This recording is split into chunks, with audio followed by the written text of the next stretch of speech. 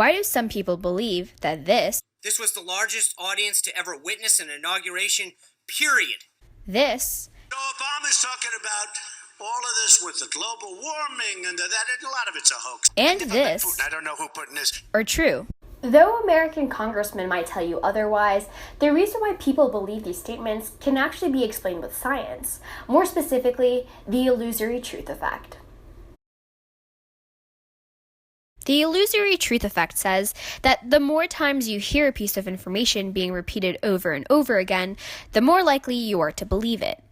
However, let's break it down even more. How do we know that the illusory truth effect is real and not something that I'm saying and repeating over and over again to make you think that it exists?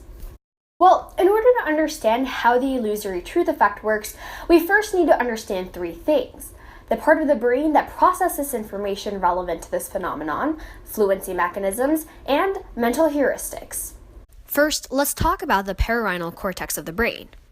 This region, located in the medial temporal lobe, is in charge of recognition and familiarity-based memory, meaning that once you hear or see something, it often becomes familiar to your brain. However, the parietal cortex is not just in charge of recognition, it also carries out fluency-related mechanisms. Fluency is the ability to express or communicate ideas with ease. When you see or hear something multiple times, then you're fluent in recognizing that object or saying that phrase, because your brain becomes faster at responding to that stimulus. Lastly, we'll talk about mental heuristics. Now, this is just a very fancy way of saying a thinking shortcut. For example, we don't need our brains to analyze the statement, grass is green, to decide if it's true or not. We just know it's true. The illusory truth effect relies on the parietal cortex's fluency mechanisms as well as mental heuristics to function. First, the lie is introduced to you and you don't believe it.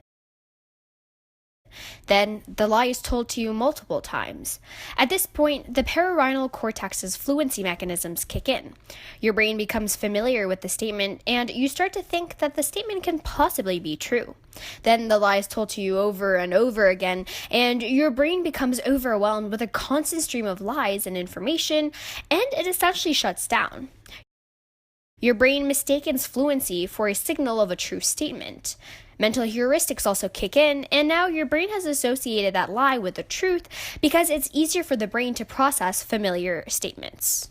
Our brains weren't made to deal with lies, making us vulnerable to the illusory truth effect. So the next time somebody tells you that drinking 8 glasses of water is good for you, you may want to think again.